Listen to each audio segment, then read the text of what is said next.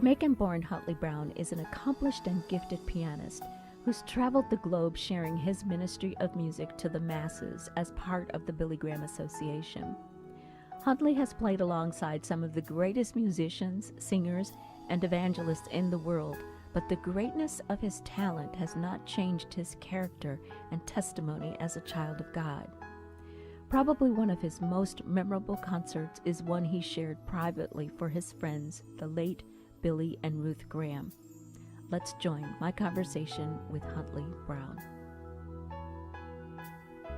I'm fascinated at the history that you have. So let's talk about Huntley Brown. Let's talk about where you came from and the humble beginnings that you had.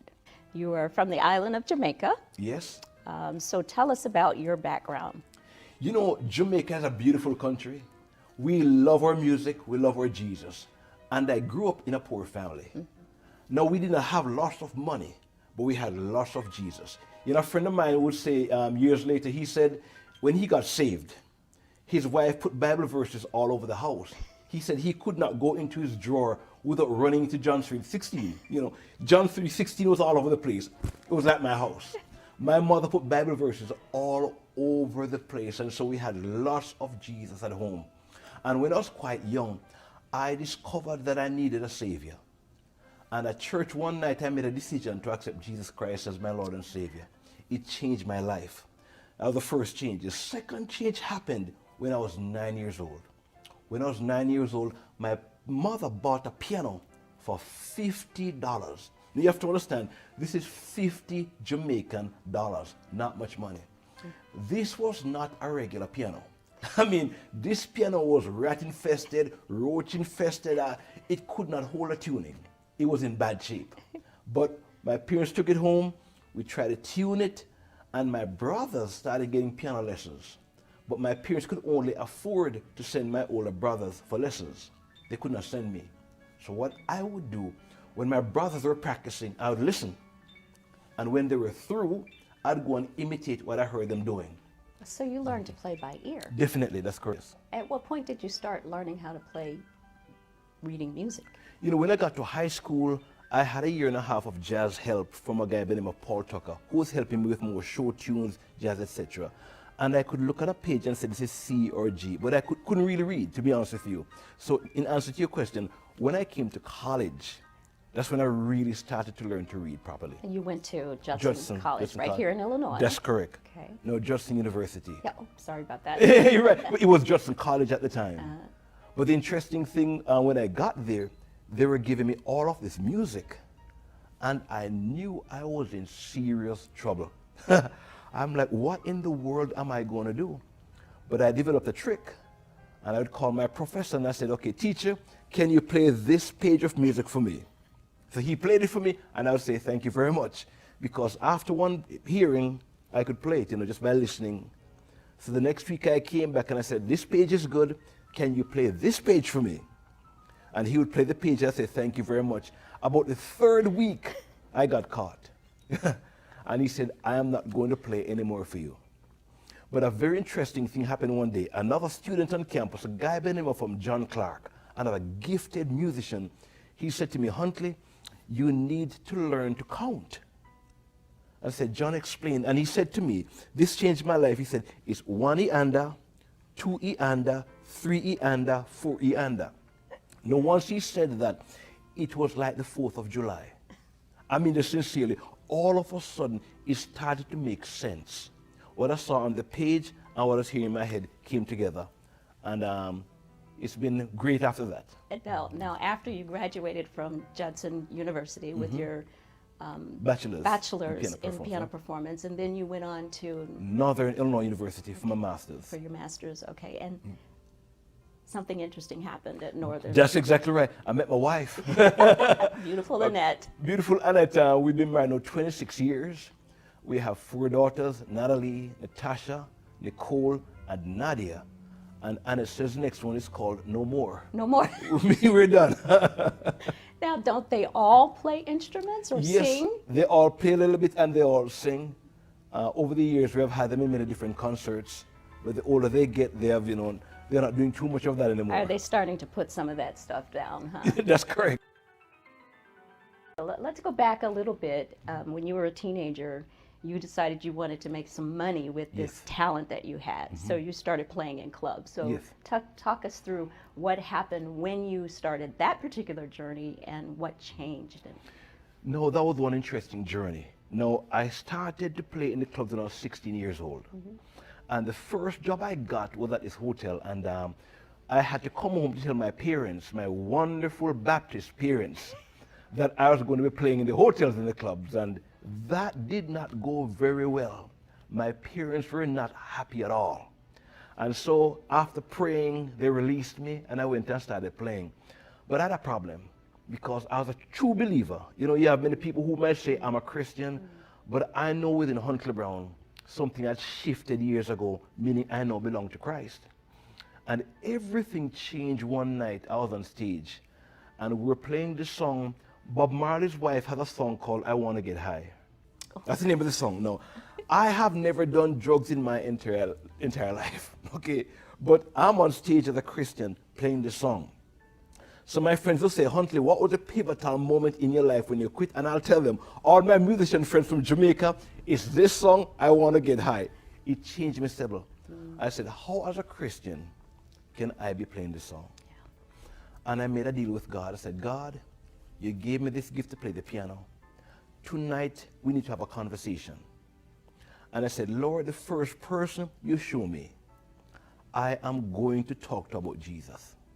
So the first person I saw during my break was the bartender. So I went to the bartender to try to tell him about Jesus. And he stopped me. And he said, tell me nothing about Christianity, because you could never be a Christian. And what he was saying, his idea of what a Christian should be, he did not see in me. So he's wondering how I can say I'm a Christian. I'm on stage jumping up, dancing, singing songs about drugs, etc., and say I'm a Christian. I shut my mouth. I didn't say another word. It was in 1984. I went on the beach in Ocho Jamaica, and I sat on this little boat, and I said, God, you gave this gift to me to play the piano. Tonight, I am giving it back to you. And I called the band members together and said, guys, I'm quitting, and I am going to play full time for Jesus. They thought I had literally lost my mind. I'm sure.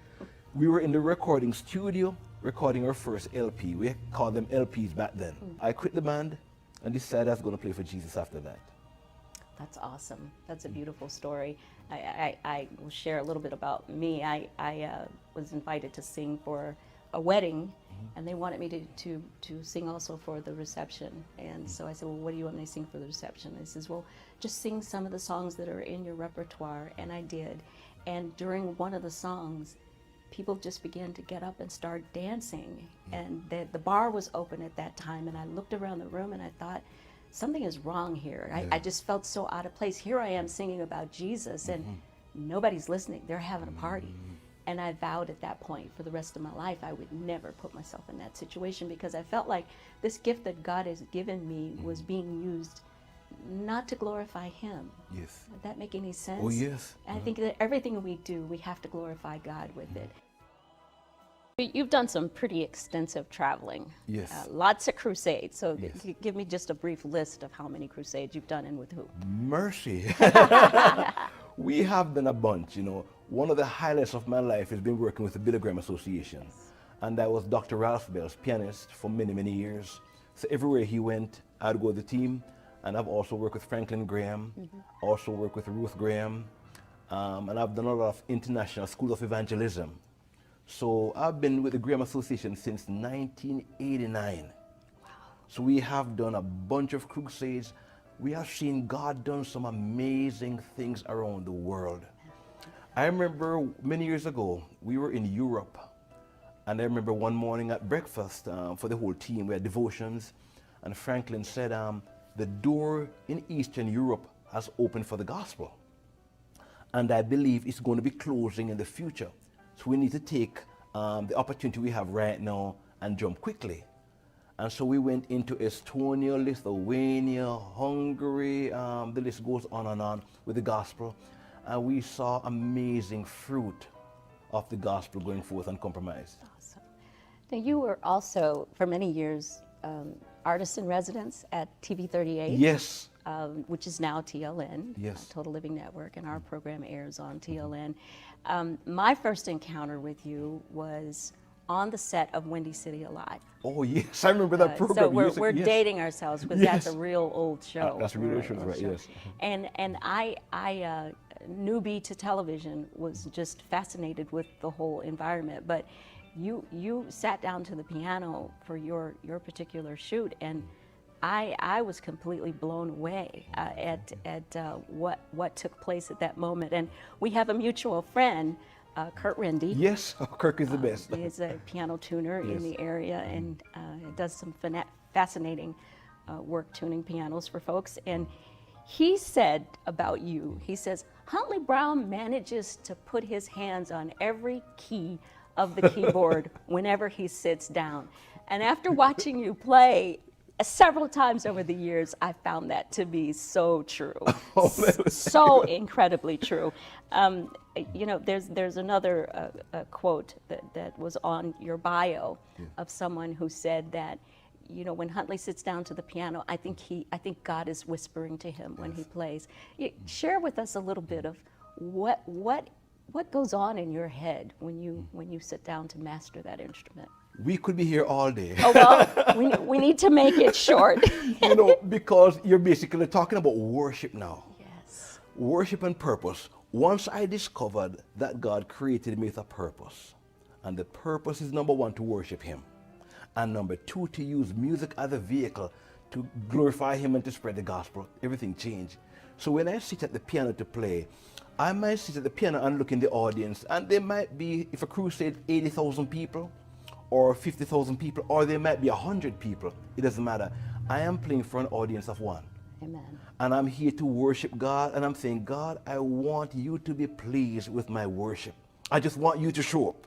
If you're happy, if you're excited about what I'm doing, then I've accomplished my purpose. Amen. And so when I sit at the piano, it's about a worship of one, and I'm basically saying to the audience, guys, it's just me and God today, and I'm just asking you to come and just join us in our worship of our great, wonderful, awesome God.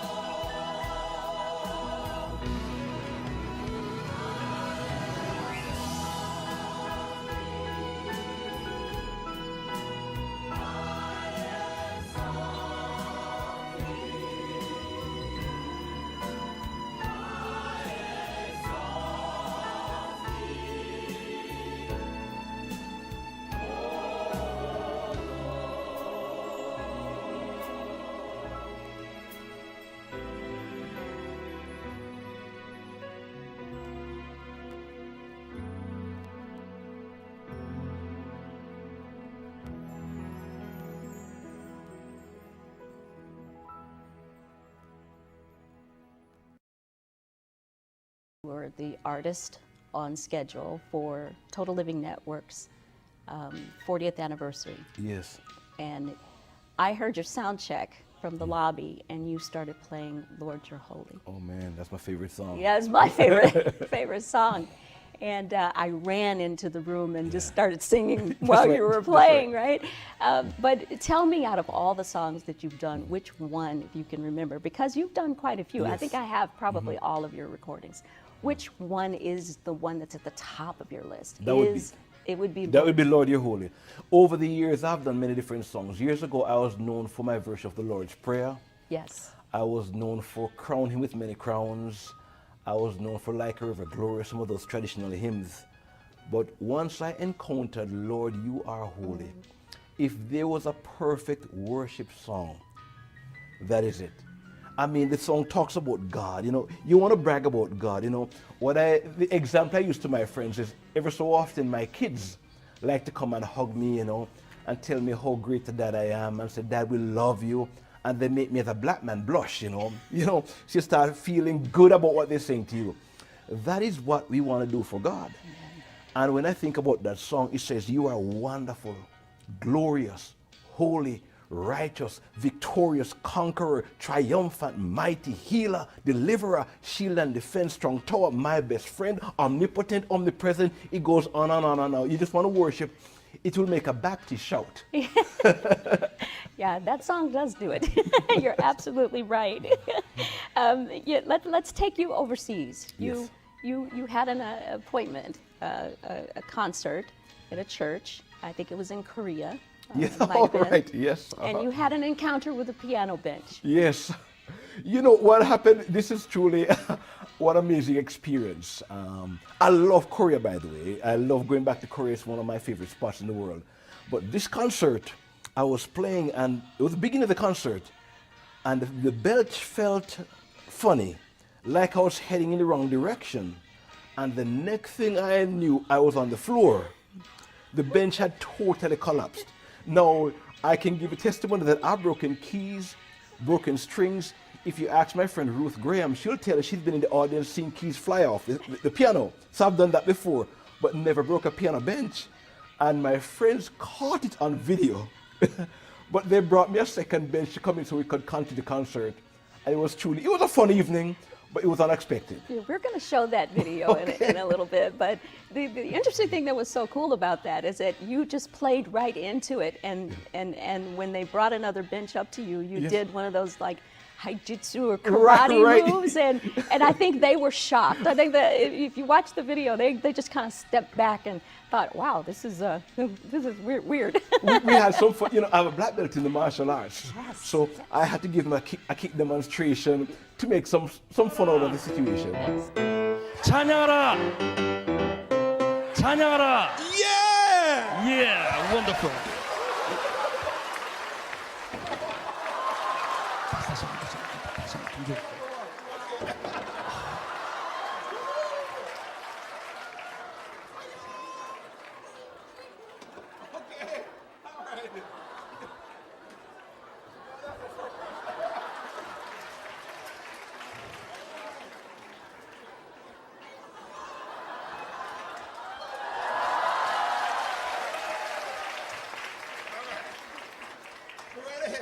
자, 가겠습니다. Hallelujah! Let's move to today. Yes. A few years ago, you were ordained Yes. in the ministry, and where has that taken you? I know you've not taken your music and put it on the shelf, but that still plays a part of what you're doing now. But what's going on with this new part of your life? I realize that sometimes God put us in different seasons, and we need to figure out what season we're in. Right. And many years ago, I felt the Lord say, Huntley, you need to get ordained. And I said, okay, God, what do you mean? And what the Lord was sharing with me was, we're in a time of crisis in the world, in the church. And I felt God was saying to me, Huntley, I need a few pastors who are going to hold the rope, meaning you're going to say thus far and no more. And I see a lot of pastors compromising. I see a lot of doctrines being taught that are anti-God, in my opinion. And I felt God was saying, I need you, I need a few people who are going to preach the uncompromised word, understanding the consequences, that people won't like it, It will not be popular, but if you're going to follow me, I will bless you, I will anoint you, and use it for my glory. So what I decided to do, I got ordained through the Evangelical Church Alliance, and then I started preaching more, started doing more lectures, started teaching on worship, and the season we're in right now, I am praying about a church plant. Wow. But I'm also preaching around the world everywhere I go. You know, another situation happened many years ago. I was in the country of, I think, Grenada. And the pastor on the way to church Sunday morning said to me, what are you preaching on this morning? No, I was not an ordained pastor at the time. I had no license, nothing. And when he said it to me, he was serious. So I had to go forward and preach a sermon. And then I said, there might be something here. So I believe God is saying right now is a time where the true pastors are going to have to stand up. Right. Because preaching the true gospel of Jesus Christ, there will be consequences. And not everyone's going to like to hear it.